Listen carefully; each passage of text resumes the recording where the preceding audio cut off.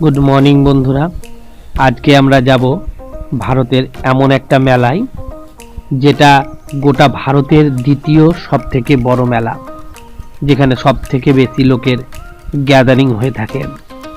আর আমি এখন বসে আছি ট্রেনের অপেক্ষায়, কিন্তু সঙ্গে অনেকটা চিন্তাতেও আছি, বসার জায়গা পাবো কি পাবো না, কিংবা যেখানে যাচ্ছি সেখানে রুম ঠিকঠাক পাবো কিনা পাবো না, এইরকম বিভিন্ন চিন্তা নিয়ে।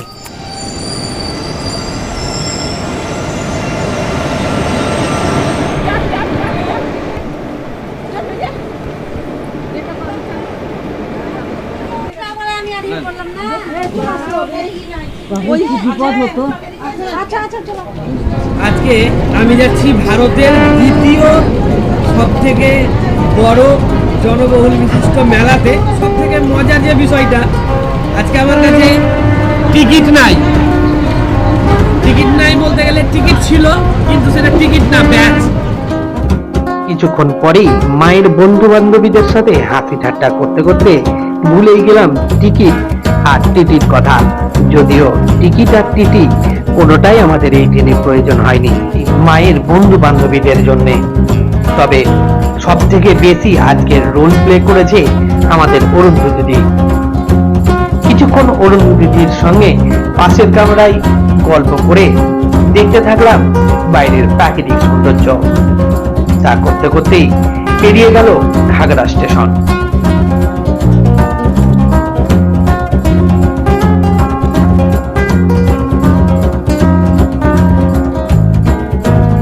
আর কিছুক্ষণের মধ্যেই ঘাগড়া স্টেশন পেরিয়ে আমরা পৌঁছে গেলাম আমাদের পরবর্তী স্টেশন কাটোয়াতে।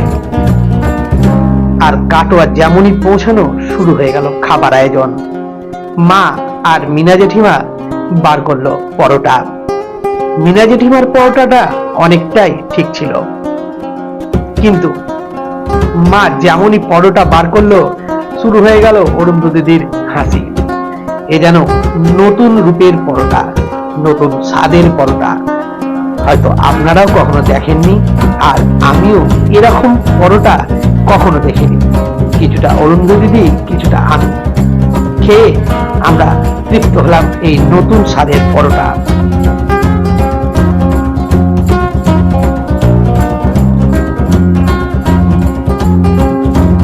মায়ের বান্ধবীদের মধ্যে প্রায় প্রত্যেকেই কলকাতা প্রথমবার যাচ্ছে, তাই ওদের মধ্যে কলকাতা যাওয়ার আনন্দ অনেকটাই বেশি। কোনো কিছু খাবার যদি কেউ একজন কিনছে, সেই দেখা দেখি সেই খাবারটা সবাই কিনছে। আজকে মায়েরা যাবে কলকাতা স্বাস্থ্য ভবন, আর সেই স্বাস্থ্য ভবনে যাচ্ছে আশা ওয়ার্কারদের বিভিন্ন দাবি দাবা নিয়ে। আর সঙ্গে রয়েছি আমি, গার্ডও বলতে পারেন, আবার গঙ্গা মেলার জন্য মা আর আমি যাচ্ছি তাও বলতে পারেন। তবে গঙ্গা মেলা কতটা তোলা হলো যাওয়ার ভিডিও সেটা বলতে পারছি না, কিন্তু আনন্দ প্রচন্ড পেয়েছি। আর সেই আনন্দকে সঙ্গে করেই একান্তে মনের আনন্দে বাইরের দৃশ্য দেখতে দেখতে কখন যে কলকাতা ঢুকে গেলাম বুঝতেই পারলাম না।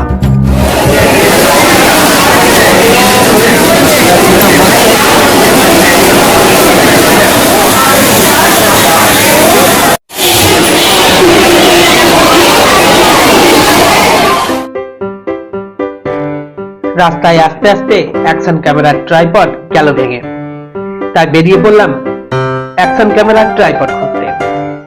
অনেক হন্তদন্ত, অনেক খোঁজাখুঁজি, কখনো বা এই দোকানে যাই, কখনো বা ওই দোকানে। শেষমেশ না পেয়ে আবার হতাশ হয়ে ফিরে চললাম মায়ের কাছে, কারণ মায়েদের একটার মধ্যে পৌঁছাতে হবে স্বাস্থ্য ভবন।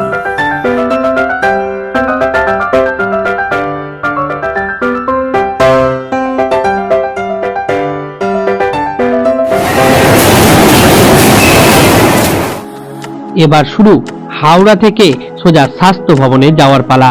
তাই আমরা চলে এলাম মেট্রো স্টেশনে। যেমন হাওড়া মেট্রো স্টেশনে আসা দেখলাম এখানেও বহু অজস্র আসার ভিড়, যার মধ্যে কেউ বা সেলফি তুলতে ব্যস্ত, কেউ বা নিজের মনের বিভিন্ন জিজ্ঞাসা কলকাতাবাসীকে জিজ্ঞেস করছে। আর তারপরেই মেট্রোতে ওঠা।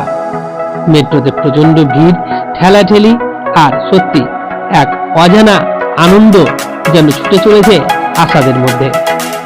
আর তারই মধ্যে মাকে দেখিয়ে দিলাম কি করে মেট্রোতে করে এক জায়গা থেকে অন্য জায়গায় যেতে হয়, বা কোন স্টেশন আসছে সেইগুলো বুঝবই বা কি করে। এই করতে করতে আমরা পৌঁছে গেলাম সেক্টর 5। এখানে এসে দেখলাম আর এক জন অরণ্য, বহু আশার ভিড়, বহু পদচিহ্ন। এই ভিড় শুধুমাত্র শিয়ালদা বা কলকাতাতেই দেখতে পাওয়া যায়, কিন্তু আজকের দিনে স্বাস্থ্য ভবনে। আজকের ভিডিওটা হয়তো তোমাদের দেখে খুব একটা ভালো লাগেনি, কারণ আজকের যে ভিডিওর হ্যাপি এন্ডিং দেওয়ার কথা ছিল সেই হ্যাপি এন্ডিং দিতে পারিনি। জানোই ভোরবেলায় বেরিয়েছি তাড়াতাড়ি করে, ভোরের বেলার যে সিন সেই সিনগুলো ঠিকঠাক ক্যাপচার হয় না আমার অ্যাকশন ক্যামেরাতে, তো সেই জন্য আমি খুব একটা ভালো ভিডিও প্রোভাইড করতে পারিনি, আর তার সঙ্গে খুব একটা ভালো ইনফরমেশনও দিতে পারিনি।